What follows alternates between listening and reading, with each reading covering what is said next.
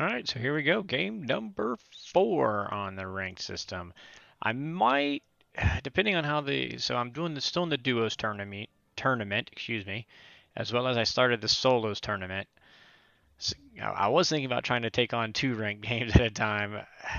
That whole timing out, I just got such a bad taste in my mouth from timing out too many times. But I worry I'm not going to play enough games in this season to get very far, and I do want to get this. If I do play a second game, I may only record one of them at a time, and I'll just have to give like some check-ins on the other game or something. I don't know. Or maybe switch to whatever game's the more interesting one to record on a given day. I don't know. Then I can record all of them, and I'm not sure everybody wants to watch all the games, or the interesting ones like that last game was. So, in any case, we're getting this one started. We'll see what is going to come. I don't know this guy either. Um, So I'm going to be playing it. Any game I don't know my opponent, I play it like they're a top player until I see them playing otherwise. So, I'm not going to change anything different than what I do normally based on the player at this point. When we reach a point when we start reaching some opponents that I think are actually better players than myself, then, you might see me sweat and you might see me do, well, you saw me sweat last game, but you might see me do some different things. And that's when my creative juices start coming out. But for this game, we're going to start with the traditional. We're going to hope we get a little bit better luck than we did last time. Again, I probably cursed myself when I said this at the beginning of the last video in round 1, but I really want neutral. I don't want me to wipe him out. I don't want to get wiped out. I just want round 1 neutral dice. I would be so in favor of maybe not low luck, maybe bias dice. I haven't even played with bias dice before, but something that makes round 1 go a little more neutral on a regular basis, and then let the dice go free on round 2. But anyways, here we go.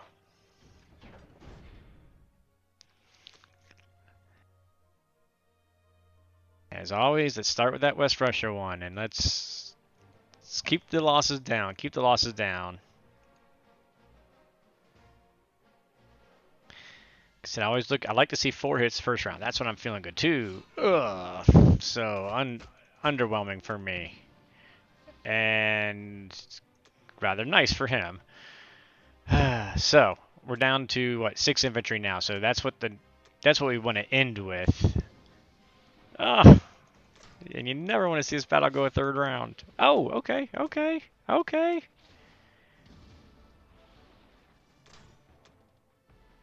Okay, we came out with a 6. All right, I will take that. For most Axis players, 6 with the 2 tank buy is enough to not want to stack Karelia. Now, the top players now, they're stacking Karelia even when you got 6 infantry surviving in West Russia, and then that leads to a big Russia 2 decision. But a lot of players, they'll back off when they see 6 there. All right, here we go. Let's see this one. Again, I think like 4 hits is what I want to see. I honestly, I haven't counted out what's that. Yeah, 3. Yeah, like 4 hits is what we want to see here. 1, 3. Urgh. Hey, the bomber didn't hit this time at least. That's the worst feeling when you see the bomber hit first. 2 hits. Still didn't get the bomber, so we're going to be going... Oy. Alright, we're below... But we got to go. Come on, get those 2 hits. Alright, got the 2 hits at least. Oh, are you kidding me? Alright, well, we got a fighter living. And I had 6 infantry live in West Russia, and that's better than the last game. So we're already doing better than last game. So I'll take it and I'll be okay with it. This does kind of change a little bit about my placement, right? I got to be a little bit careful here because he can blitz 2 tanks into Caucasus now. Does that allow me to still put an arch? I'm going to start it out. I'm going to put them all up that way to get going. And I may play with moving him back instead of coming here because I'm almost guaranteed going to do the cruiser fighter and land UK fighter in here, and I'm okay with the 2-2 versus Japan. I say that very hesitantly. Okay, but all right, let's take a look at here. What does this? Let's get the other ones going here. Let's get you back. You're definitely coming back into Moscow. You guys are going that way. You guys are going that way. Gonna bring one guy there. And we're gonna leave the one back. I mean, we had. Yeah. Nah. Let's just play it safe. I'm just gonna decide on this. So I need to take a look at this. So we got, 2 guys, 2 tanks, and 3 fighters that can reach there, right? 1, 2, 3. Yeah. Yeah. Right. Okay. So, what do we need to defend that? Yeah, it's tough. I almost want to put the AA gun there instead. But even 621, I mean, that's 3 infantry, 3 tanks, 1,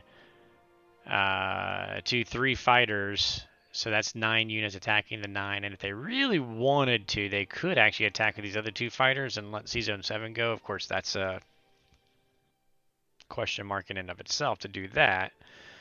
But, uh-oh, I just lost my screen.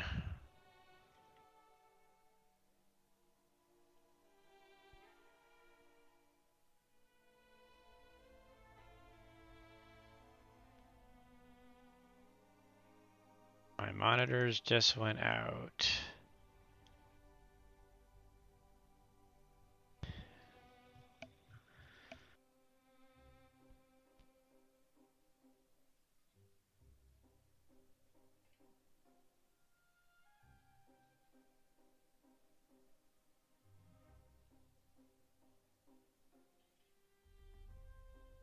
All right, well. Hey, whoa, not the forfeit game though.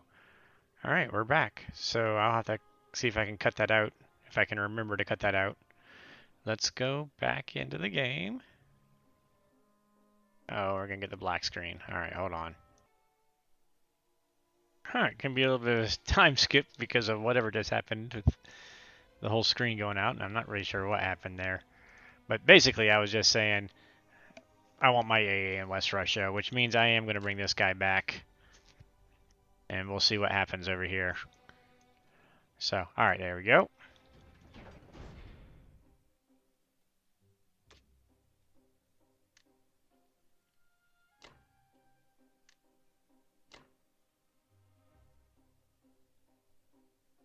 Suppose I could have landed my plane instead of going to Arch, landed my plane down in Caucasus. I'd probably been fine, and I could have sent my infantry that way. I just always like to have him for the backup to kill this transport because there's definitely times that you want to use all those 3 fighters or 2 fighters and bomber to take care of the German Navy. So he may end up popping in right in his turn, but we're going to end the recording here. All right, I apologize now. This is going to be a little bit of a speed run for me. I'm going fast. I'm in a time crunch at the moment, so I'll explain more probably on my US-1 turn. But right off the bat, I'm just going to say Germany, he went 5-1, failed there, and he also tried a fighter on the cruiser and lost his fighter against the cruiser. Between that opening of Germany, as well as the fact that he stacked Karelia against odds without a stack in Ukraine, without a mini stack here, it tells me that he's a learning player. He's seen people do this on G1, but you got to put a counter here to threaten. And then, of course, building the bomber, he put it in Berlin instead of Italy, which the Berlin bomber can't threaten TJ on the next turn, whereas in Italy he could. So that's going to give me a little bit more freedom here. So I've decided I'm going to do kind of the play I like to play, which is a sub buy for India. So we're going to put a sub in artillery in India because he's only got 5 planes living, and I've got 2, my carrier and 2 fighters that I'll be able to drop in C-Zone 8. I only need to drop a carrier. I don't have to drop a destroyer, which means I can build a second transport right off the bat for C-Zone 8. So That's going to be my build.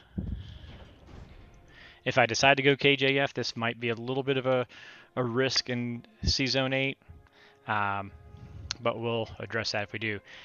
I don't like using the tank here to take this spot. I'm gonna lead the tank and infantry, which can counter any Alaska stuff. And again, I'm gonna pick them up with this transport coming around instead. I just hate to waste a tank on a spot that they're obviously gonna be able to take back pretty easily.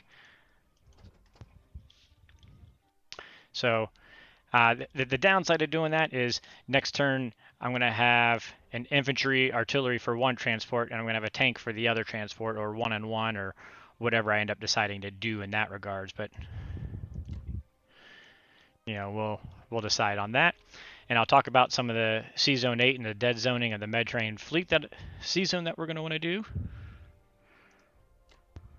Again, with two of them living, I like to go ahead and just take it out, especially since he didn't have the bomber as well, so that's kind of a bonus for me.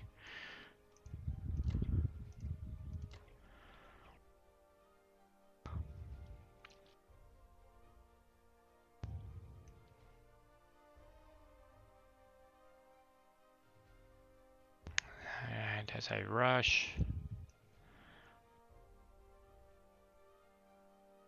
I'm rushing, but at the same time, I don't want to miss something and forget something.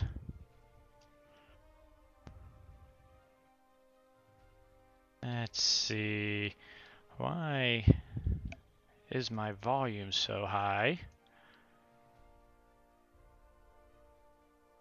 Shouldn't be high for you guys, but the volume's high for me right now. There we go. All right. That was getting a little too intense for my brain. And again, as much as I'd like to take a bombing shot, I'm going to save my bomber instead. So there we go.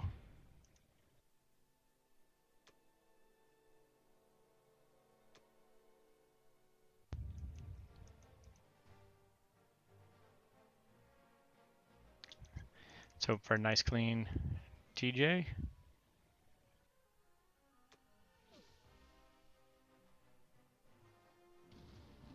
There we go, good. Oh, not so clean. That's going to be a little bit of a pain. That's going to be a bit of a pain. It's a good thing his bomber's in Berlin and not in...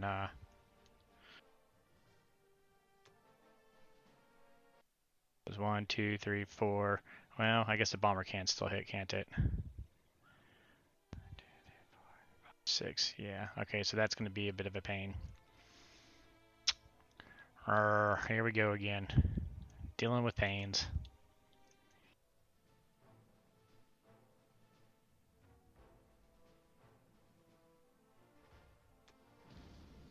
Alright, good. That's all I need.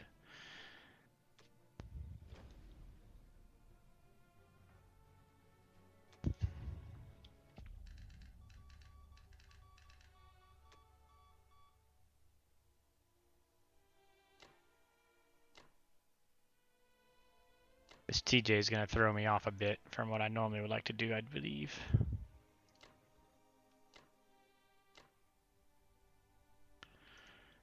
But I'm just going to play, and I'll worry about that later because I've got to rush.